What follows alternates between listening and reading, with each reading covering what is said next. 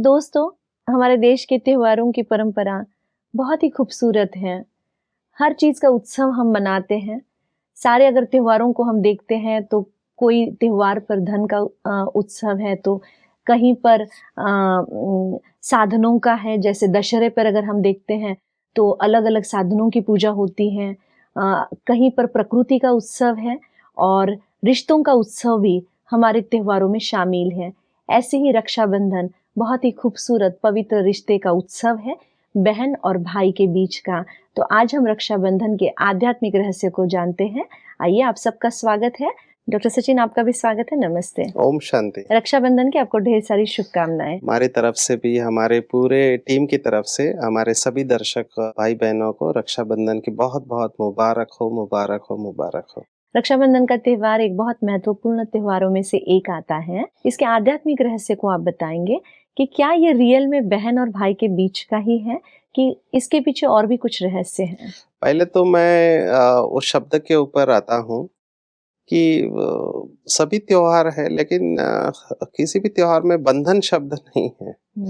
और बंधन बोलते ही, बंधन हमेशा दुख देता है, बांधना। तो ये बंधन शब्द मुझे ऐसे लगता है कि बाद में आया, क्योंकि रक्षाबंधन की अगर आप हिस्ट्री में जाओ, इस त्योहार के हिस्ट्री में जाओ, तो पहले ब्राह्मण जो होते थे वो धागा बांधते थे और केवल सिंपल धागा होता था और उसको कहते थे रक्षा सूत्र, कि ये आपकी रक्षा करेगा, जिसका अभी वर्तमान स्वरूप भाई बहन के प्यार का या पवित्रता का प्रतीक है। और फिर वो रक्षा सूत्र जो था वो उसको राखी बोलने लगे, और राखी में भी फिर अभी अलग अलग प्रकार की राखियां आ गई है, जिसको वर्तमान समय उसको बहन भाई को बांधती है। अभी इसमें बहुत सारे प्रश्न उपस्थित होते हैं। पहला प्रश्न आता है कि हम उसमें कहते हैं बहन भाई को राखी बांधती है, उसकी आरती उतारती है और फिर भाई उसको सौगात देता है। ये ठीक है, प्यार होना चाहिए, जरूर है। लेकिन आप सोचो कि अगर समझो कि भाई छोटा है और बहन बड़ी है, तो वो छोटा भाई बड़ी बहन की कैसे रक्षा करेगा? यहाँ पे बहन भाई की रक्षा करेगी। और पहले जो रक्षा सूत्र बांधते थे कि एक धागे से कैसे रक्षा हो सकते, इसके पीछे क्या राज है? तो परमात्मा शिव बाबा ने हमको इसका रहस्य बताया कि हम सब वास्तविकता में आत्माएं हैं और एक परमात्मा की संतान है। भारत में एक आरती सभी प्रकार के देवी देवता या परमात्मा के मंदिर में गाई जाती है कि त्वमेव माताश्च पिता तुम्हें। हम सब ने ये सुना है ना, तुम माता पिता है, हम बालक तेरे। अभी आप कल्पना करो, सब भगवान के सामने कहते हैं कि तुम माता पिता है, तो हम आपस में कौन हो गए? हम आपस में भाई बहन हो गए, या और प्योर स्पिरिचुअल नॉलेज की भाषा में कहे तो भाई भाई हो गई आत्मा। तो ये लौकिक नाते से नहीं है, लेकिन आत्मिक रूप से नाते से हम सब आपस में भाई बहन हैं, क्योंकि एक पिता के संतान हैं। तो पवित्रता नेचुरली है हमारे अंदर। अगर इस दृष्टिकोण से देखा जाए तो हमारी रक्षा कौन कर सकता है?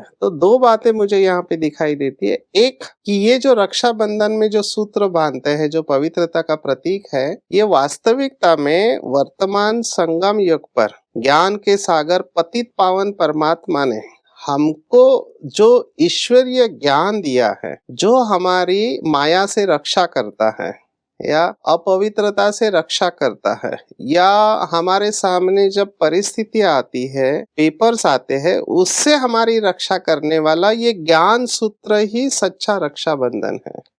तो ये परमात्मा की याद का रक्षा सूत्र है। परमात्मा ने जो हमको नियम बताए हैं या ज्ञान दिया है, जो हमको परिस्थिति में विजय दिलाता है, ये वही रक्षा सूत्र है। तो ये परमात्मा प्यार का प्रतीक है जी। तो जब हम परमात्मा का प्यार स्वयं में धारण करते हैं, परमात्मा के गुण और शक्तियों को स्वयं में धारण करते हैं, जिसको हमने कहा पवित्रता को धारण करते हैं, तो हमारी रक्षा स्वयं हो जाती है।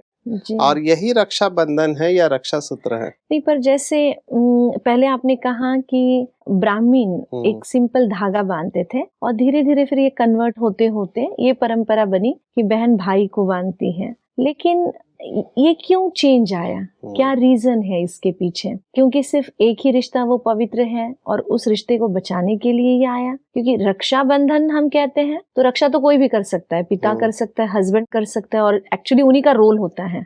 जी। बेटी की रक्षा करना या वाइफ की रक्षा करना, ये उन दोनों का रोल सबसे बड़ा है भाई के कंपेयर में। लेकिन इसी रिश्ते में ये त्योहार क्यों मनाया जा रहा है?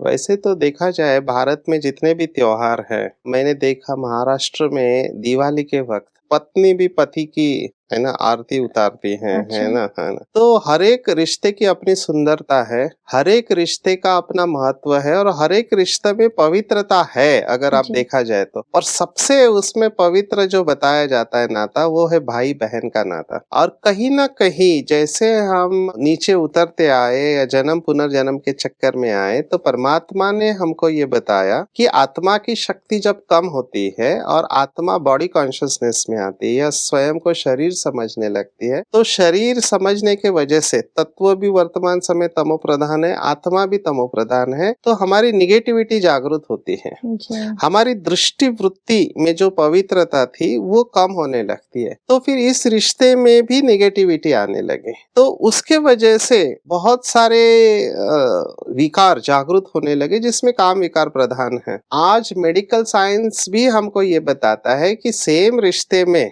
अगर समझो संबंध बनते हैं, तो जो होने वाले बच्चे हैं उनके अंदर भी बहुत सारी बीमारियां आती है। इनको जी। हम अंग्रेजी में सीरोसैंग्वाइनस मैरिजेस कहते हैं। ओके। माना अपने ही खून में आप शादी नहीं कर सकते, अगर किया तो उनको कई सारी बीमारियां होती जी। हैं। शायद हमारे पूर्वजों को ये बात पता थी और हमारे ऋषि मुनियों को पता थी। अभी इसी बात को कैसे लाया जाए, तो इस रिश्ते को फिर इस तरह से अगर लोगों को बताया जाए, पवित्रता के नाम से बताया जाए और इसकी पवित्रता बनाए रखे, तो आने वाली जो हमारी पीढ़ी है उनके अंदर ये बीमारियां नहीं आएगी। बराबर। आज हमको ये मेडिकल साइंस में बताया जाता है कि जो अपने रिश्ते में ही आपस में शादी कर लेते हैं, एक ही ब्लड के हैं, है ना, तो उनके अंदर बीमारियां आती है, अलग अलग बीमारियां आती है और इसको हम टोटली अवॉइड कर सकते हैं। तो वहां पर रक्षाबंधन हमको मदद करता है, तो कि अच्छा। पवित्रता का नाता बनाए रखता है, हमारे दृष्टिवृत्ति भी अच्छी रखती है और ऑटोमेटिकली प्यूरिटी आती है, तो रक्षा सबकी हो जाती है उसमें।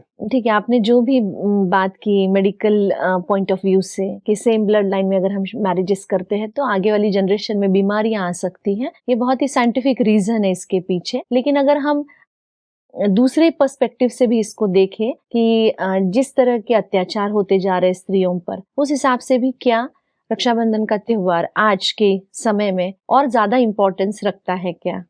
Yes, definitely. आपको परमात्मा ने बताया कि जैसे ड्रामा आगे बढ़ रहा है, विश्व नाटक, तो विकार जितने भी है वो अपनी चरम सीमा पर है और सभी विकारों का राजा अगर हम कहें तो वो है काम विकार। और हम सब रोज हेडलाइंस पढ़ते हैं, भारत में इतनी सारी घटनाएं हो रही, कायदे इतने कड़ी है, फिर भी लोग रोक नहीं पा रहे हैं। तो इसका सोल्यूशन क्या है? तो परमात्मा ने हमको बताया कि जब तक पवित्रता को हम धारण नहीं करेंगे, पवित्रता यहाँ पर रक्षाबंधन का फाउंडेशन हम कहते हैं पवित्रता है। जी। और पवित्रता की जो गुह्यता हमको परमात्मा ने बताई वो बहुत सुंदर है। केवल ब्रह्मचारी रहना पवित्रता नहीं है। और ये काम विकार में क्या होता है, दूसरे का फायदा उठाया जाता है ना, दूसरे को एक वस्तु के रूप में इस्तेमाल किया जी। जाता है। अभी इतने कड़े कायदे हैं फिर भी ये घटनाएं कम नहीं हो रही है। तो परमात्मा ने हमको बताया ये कलयुग का अंतिम समय है और यहाँ पर ये इंपॉर्टेंस पवित्रता का अंडरलाइन होता है। आप कल्पना करो कि एक ऐसा समय था जहाँ पर दुख बिल्कुल नहीं था, मैंने संपूर्ण सुख था, लोग आपस में कितने प्यार से रहते, जिसको हम स्वर्ग कहते हैं। किसी के घर में या किसी गांव में भी अगर आप जाते हो तो अभी भी कई ऐसे गांव है जिसको हम कहते हैं ये तो स्वर्ग के जैसा है। जी। लोग आपस में कितने प्यार से रहते हैं और कहते कि ये स्वर्ग के जैसा है। क्यों? क्योंकि वहां पर वो रिश्तों में जो रेस्पेक्ट है वो है। और यहाँ पे मुझे लगता है कि जितना हम पवित्रता को अच्छी तरह से समझ के धारण करेंगे ना, तो ये नहीं होगा। ये हमारे भारत का कल्चर है। भारत में ऐसी मान्यता है कि जहाँ नारी की पूजा होती है वहां पे देवताओं का वास होता है। ये श्लोक है, जी। यत्र नार्यस्तु पूजयन्ति तत्र रमन्ते देवता। तो ये हमारा कल्चर था, बट समहाउ हमने वो ग्लोरी को खत्म कर दिया, जिसका गायन था कि जहाँ डाल डाल पर सोने की चिड़िया करती है बसेरा। तो हमारे पास वो पवित्रता थी, हमारे देवताएं सभी पवित्र थे, ना कि जो अभी कहानियों में दिखाया जाता है। पवित्रता थी और वो पवित्रता हमने गवाई धीरे धीरे इसलिए, फेड होता हाँ, गया, धीरे धीरे कम हुआ, धीरे धीरे हम नीचे उतरते आए, हमारी शक्ति कम हुई, तभी ये प्रॉब्लम आए। और अभी फिर से परमात्मा ने हमको बताया कि जब हम वापस ये पवित्रता को धारण करेंगे तभी वर्तमान समय की समस्याओं का जड़ है। जैसे कि कहावत है ब्रह्मा कुमारी में कि पवित्रता सुख शांति की जननी कहा है। देखो कितनी बड़ी बात है, ऊंचा स्थान है। सुख और शांति चाहिए तो पवित्रता आना जरूरी है। और एक बात एज अ डॉक्टर मैं यहाँ कहना चाहूंगा कि जैसे हमारी प्यूरिटी कम हुई तो मानसिक बीमारियां भी बढ़ गई जी। मानसिक बीमारी और प्यूरिटी का बहुत गहरा कनेक्शन है। प्यूरिटी कम होती है तो मानसिक बीमारियां बढ़ती हैं। तो ये आयुर्वेद में भी इसके ऊपर अंडरलाइन करते हैं कि जैसे हमारा ओज कम होता है, शुक्र कम होता है तो ब्रेन के ऊपर इफेक्ट आता है। तो प्यूरिटी की वर्तमान समय बहुत जरूरत है, पर अनफॉर्चुनेटली मीडिया के द्वारा और कुछ साइंस के कुछ डॉक्टर्स के द्वारा इसको इम्प्यूरिटी को नेचुरल बताया जा रहा है जी। तो यहाँ पर मुझे लगता है, इनफैक्ट मैं तो ये कहूंगी कि मेडिकल साइंस तो इस चीज को मानता ही नहीं है। यस, मानता ही नहीं है, लेकिन अभी उनको मानना पड़ेगा। और मुझे लगता है कि हमने अपने आप को ढीला छोड़ दिया इसमें। लेकिन आयुर्वेदा जो शास्त्र है हमारा, वो इसको बहुत अच्छे से एक्सप्लेन करता है। यस, आयुर्वेद में तो इसके ऊपर बहुत कुछ लिखा हुआ है कि जो हम भोजन करते हैं वो कैसे रस, रक्त, मांस, मेद, अस्थि, मज्जा, शुक्र और फिर उस शुक्र का ओज धातु हो जो तेज के रूप में दिखाई देता है। और पहले अगर आप देखो, अगर हिस्ट्री में देखो, इवन 150 साल पहले लोगों की मेमोरी इतनी अच्छी थी। तो मेमोरी ब्रेन का फंक्शन है। भारत में ऐसे लोग होते थे जिनको शतावधानी कहते हैं। शतावधानी माना 100 लोगों के नाम ध्यान में रखने वाले। तो ये मेजॉरिटी लोगों के वैसे 1-2 लोगों की नहीं थी, क्योंकि उस समय हम इतने हिप्नोटाइज नहीं हुए थे जैसे आज मीडिया में दिख रहा है। आज आप क्या देखो, एक मोबाइल माना पूरा काम विकार की इंडस्ट्री आपके मोबाइल के ऊपर अवेलेबल है। और अनफॉर्चुनेट है कि बच्चों के हाथ में वो गया है। मोस्टली मतलब लस्ट को ही नेचुरल बताया जा रहा है। नेचुरल बताया जा रहा है और उसकी वजह से जब हमने इसको नेचुरल समझ लिया तो फिर वो दिखाई देगा ना, वो कर्म में आएगा, क्योंकि आपका दिन भर में प्रोग्रामिंग उसी के ऊपर होता है। और यहाँ पर मुझे लगता है कि ये मेडिटेशन और प्योरिटी जो इसके साथ, और मुझे आश्चर्य लगता है कि ये नेचुरल होना चाहिए, उसको हम अननेचुरल समझ रहे हैं। और इसके साथ मानसिक शांति कितनी अच्छी तरह से जुड़ी हुई है। अभी मैं देखता हूँ मेरे पास जितने भी केसेस आते हैं तो मैं देखता हूँ हमारी डिपेंडेंसी, हमने सुख का जरिया किसी देहधारी को बना लिया है, जबकि हमको पता है कि देहधारी इनकम्प्लीट है। कोई भी देहधारी आपको संपूर्ण सुख सदा काल के लिए नहीं दे सकता है। जिससे सुख मिलता है आप ऐसा समझते हैं, उससे ही आपको दुख मिलने वाला है। केवल एक ही है जो हमको सदा काल के लिए सुख दे सकता है, वो है परमात्मा, क्योंकि वो सदैव संपूर्ण है। तो रक्षाबंधन मेरे ख्याल से इस समय की सबसे बड़ी जरूरत है, सबसे बड़ी जरूरत है। मतलब सभी त्योहारों में से भी सबसे महत्वपूर्ण त्योहार अगर ये है, क्योंकि कहीं ना कहीं प्यूरिटी को हाईएस्ट लेवल पर बचाने की कोशिश आज इस एक त्योहार के थ्रू हो रही है, त्योहार के वजह से हो रही है। और मुझे लगता है कि इसकी गहराई में जाके हम सबको समझना चाहिए। तो मैं तो ये कहता हूँ कि हम जो कहते हैं रक्षाबंधन हिंदुओं का त्योहार है, इसको लिमिटेड नहीं रखे, पूरे विश्व को इसकी जरूरत है। और फिर से हम इसको अंडरलाइन करते, केवल ये भाई और बहन का त्योहार नहीं है, ये हम सबके लिए, हमारी सिक्योरिटी के लिए, हमारी सुरक्षा के लिए। हमारी पूरा शब्द रक्षा नहीं सुरक्षा है, तो ये रक्षाबंधन नहीं सुरक्षा बंधन है। ये हमारी अच्छी सुरक्षा करता है विकारों से। और हमको सबको पता है कि हमारे सच्चे दुश्मन कोई देहधारी नहीं, कोई व्यक्ति नहीं, लेकिन ये विकार है। लेकिन एक बहुत डीप बिलीफ है ना, इतने वर्षों का, शायद कितने पीढ़ियों का ये बिलीफ है कि बहन ही भाई को बांधती है। तो जब भी किसी के साथ नाता बांधना है तो ऑलवेज वो एक रहता है कि नहीं ये भाई नहीं है हमारे, तो हमें उनको नहीं बांधना है, या फिर कुछ और नया नाता जुड़ जाएगा या आप एक बंधन में अटक जाएंगे। वो बंधन कोई चाहता नहीं है। तो वो बंधन, मतलब दूसरे बंधन भले ही पसंद है, पर ये पवित्र बंधन नहीं चाहते हैं। ये थोड़ा सा बिलीफ सिस्टम कैसे चेंज करेंगे? चेंज करने की कोशिश नहीं करनी चाहिए क्योंकि परमात्मा शिव बाबा ने हमको जो ज्ञान दिया उस आधार पर हमको ये पता है कि सभी इस बात को स्वीकार करना सभी के लिए मुश्किल होगा। ठीक, ये हम जानते हैं इस बात को, क्योंकि सभी के अंदर वो संस्कार नहीं है। जैसे हम कहते हैं ना कि पूरे देवी देवता 33 करोड़ है, तो सभी के अंदर ये संस्कार आ नहीं सकते। हैविंग सेड दिस, मैं ये जरूर कहना चाहूंगा कि हम सब भले अभी वर्तमान समय एक्सेप्ट नहीं कर रहे हैं या हमको डिफिकल्ट जा रहा है, लेकिन हम सब ओरिजिनली सभी पवित्र हैं। We all are pure. मैंने तो एक बार जेल में गया था तो मुझे बोला था इनको वैल्यूज के ऊपर को, सभी कैदी मेरे सामने बैठे हैं, तो मैंने कहा क्या इनको समझाओ वैल्यूज के ऊपर। फिर मेरे अंदर एक विचार आया और उस समय जो वाक्य निकला वो मैं समझा रहा हूँ कि मैंने कहा कि देखो, जो चोर भी होते हैं ना, जो चोरी करते हैं, वो चोरी करते समय बेईमानी करते हैं ना, बेईमानी से चोरी करते हैं, लेकिन जब हिस्सा करने के टाइम आता है बोलते नहीं नहीं ईमानदारी से सबके हिस्से होने चाहिए। तो वहां पर भी वो ईमानदारी चाहते हैं, है ना। प्यूरिटी सभी गुणों का राजा है मेरे हिसाब से, क्योंकि जहाँ पवित्रता है वहाँ सभी गुण आ जाते। गुणों की खान की जननी है ये, क्योंकि सुख और शांति नहीं है ना, आप तो समझने का कहीं ना कहीं पवित्रता के परसेंटेज में कमी है। तो आपका कहने का मतलब है कि ओरिजिनल हर एक इंसान में वो प्योरिटी है, यस, लेकिन वो भूल गए हैं, बस इतना ही हुआ इतना ही है। और भूल गए तो इसका सोल्यूशन क्या है? याद दिलाना, मतलब फिर से याद दिलाना। पूरा स्क्रिप्चर्स में अगर आप स्टडी करो तो उन्होंने सभी दुखों का कारण एक ही शब्द बताया और वो है विस्मृति।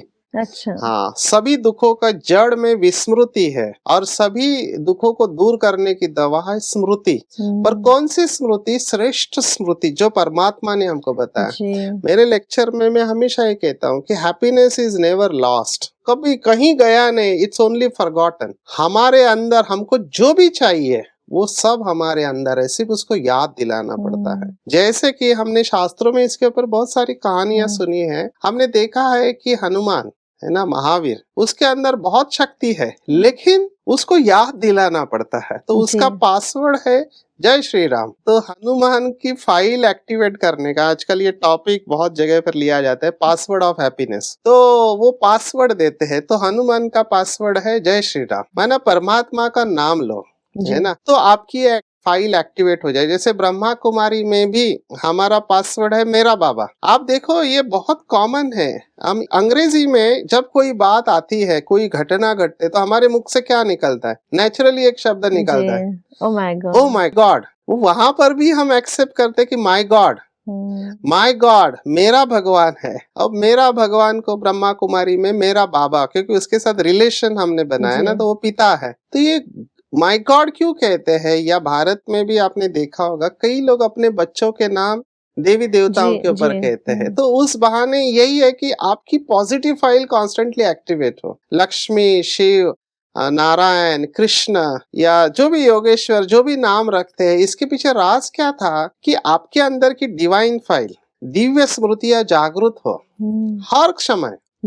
अलग अलग धर्मों में, जैसे हमारे मुस्लिम भाई बहने भी क्या कहते हैं, माशाअल्लाह, सुभान अल्लाह, है ना, या माय गॉड।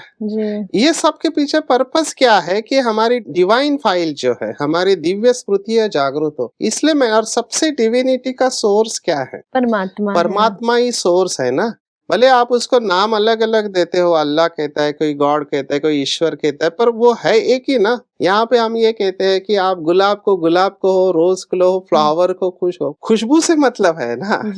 तो ऐसे ही मुझे ऐसे लगता है जो शास्त्रों में लिखी बात परफेक्ट है और वही परमात्मा ने हमको बताई कि स्मृति को याद करो। जिनको ये डिफिकल्ट लग रहा है ना पवित्रता के, मुझे याद आ रहा है स्वामी विवेकानंद मैंने पढ़ा था। स्वामी विवेकानंद ने बहुत अच्छी बात की है कि समझो आपके अंदर नकारात्मक विचार बहुत आ रहे, निगेटिव थॉट्स आ रहे, तो उन्होंने कहा लगातार आप पवित्रता के संकल्प करते रहो। लगातार जब आप पवित्रता के संकल्प करेंगे तो ये नकारात्मक विचार दब जाएंगे और तब आपको पता चलेगा कि आप ओरिजिनली प्योर हो। ब्रह्मा कुमारी में हमको परमात्मा ने 2 शब्द दिए कि तुम आदि और अनादि पवित्र आत्मा हो, क्योंकि तुम मेरी संतान हो। तो हम पवित्रता के सागर के संतान परम पवित्र आत्मा है। मैंने स्वयं इस बात का अभ्यास किया है और हमारे विश्वविद्यालय में बहुत भाई बहनों को जो चैलेंजिंग लगता था पवित्रता, तो जब उन्होंने ये अभ्यास करके उसको फीलिंग में लाया कि हम परम पवित्र आत्मा है, पवित्रता के सागर के संतान है, तो वो नेचुरल हाँ, होता पर गया। उसका बहुत समय तक अभ्यास करना पड़ता है, क्योंकि अपवित्रता का अभ्यास भी बहुत समय से हुआ है। 63 जन्म हम कहते हैं, तो एक जन्म में मुझे फिर से वो मेरी श्रेष्ठ स्मृतियां जागृत करनी है। तो हमारा ये अनुभव है। मेरे पास जब ऐसे कोई केसेस आते, कहते हमारे लिए प्योरिटी इम्पॉसिबल, मैंने कहा कोई बात नहीं, क्या आप दवाई लेने को तैयार हैं? बताओ क्या करना चाहिए। मैंने कहा दवाई कठिन है, बीमारी पुरानी है, ठीक है, तो आप लेने को तैयार है क्या? बोला आप जो बोलेंगे हम करेंगे, लेकिन हमको इसमें से, क्योंकि रियलाइजेशन आती है, कई भाई बहनें मेरे को मिलते हैं जिसमें भाई ज्यादा है, माताएं बहनें कम है, लेकिन उनको भी इश्यूज है। वो चाहते हैं कि हमारी पवित्रता, वो डिस्टर्ब हो जाते हैं अपवित्र विचार से और रोते हैं मेरे सामने कि हम चाहते हैं लेकिन हमसे हो नहीं रहा है। मैंने कहा कोई बात नहीं, आप दवाई लेना चालू करो। और दवाई क्या है, मैं उनको बोलता हूँ लिखो, 108 बार मैं कहता हूँ लिखो। जितनी पुरानी बीमारी है, कड़ी बीमारी है, उनको ज्यादा लिखने को बोलता हूँ कि मैं परम पवित्र आत्मा हूँ और ईश्वरीय संतान हूँ। बहुत सुंदर। ये 108 बार रोज लिखो। और मेरे पास खुशी होती है बताने को, मेरे पास ऐसे भाई बहन है जिन्होंने 6 महीने लिखा रोज, उनकी किताबें भरी पड़ी है, और वो कहती 6 महीने बाद हमको रियलाइज हुआ कि हम प्योर है ओरिजिनली। यानी अपने आप को फिर से बार बार रिमाइंड करवाना, स्मृति दिलाना, जिससे आपकी पॉजिटिव फाइल एक्टिवेट होना शुरू होती है। यस, और फिर आपके अंदर ये नेचुरली आने लगेगा। तो मुझे लगता है कि रक्षाबंधन ये पवित्रता का त्योहार है, भाई बहनों के बीच प्यार का त्योहार है। भले वर्तमान समय जो ट्रेडिशन है उसको कंटिन्यू करे। Respect the highest form of purity is respecting other individual. ये भी बहुत बड़ी बात है। और जैसे ही हमारे अंदर परमात्मा से हम जुड़ जाते हैं, वो प्योरिटी नेचुरली आने लगती है, और फिर नेचुरली वो रक्षा सूत्र हमारी नहीं सबकी रक्षा करता है। बहुत ही सुंदर। टोटल रक्षाबंधन का आपने बहुत अलग अलग रीति से उसको एक्सप्लेन किया, चाहे वो मेडिकली हो, चाहे वो वैल्यू पर हो। जैसे प्यूरिटी की जो वैल्यू है वो हाईएस्ट लेवल की वैल्यू है, साथ ही रक्षा कवच क्या है या सुरक्षा क्या है और वो कहाँ से मिलता है, इन सब बातों पे आपने बहुत ही सुंदर प्रकाश डाला है। तो पूरी बातचीत के लिए आपका बहुत बहुत शुक्रिया। ओम शांति। रक्षाबंधन त्योहार शायद हम वर्षों से मनाते आ रहे हैं, पर बहुत कम टाइम ऐसे होता है कि उस त्योहार के पीछे का संपूर्ण आध्यात्मिक रहस्य हमें पता चलता है। तो आज के एपिसोड से हमने उसके अलग अलग पहलुओं को देखा है कि क्यों बहन और भाई के बीच में ही ये त्योहार मनाना शुरू हुआ, रक्षा या सुरक्षा हमें डायरेक्ट सुप्रीम पावर से कैसे मिल सकती है, और पवित्रता ये बहुत ही बड़ा बेस है जिसके आधार पर ही ये संसार परिवर्तित हो सकता है हमारे अपने इंडिविजुअल परिवर्तन से। तो हर इंसान को जब अपवित्र थॉट आते हैं तो उसको पवित्रता में कैसे कन्वर्ट करना है, उसके लिए बहुत सिंपल मेथड बताइए। आप इसे जरूर अप्लाई कीजिए। मैं फिर से आपको अगली कड़ी में मिलूंगी, तब तक के लिए नमस्ते।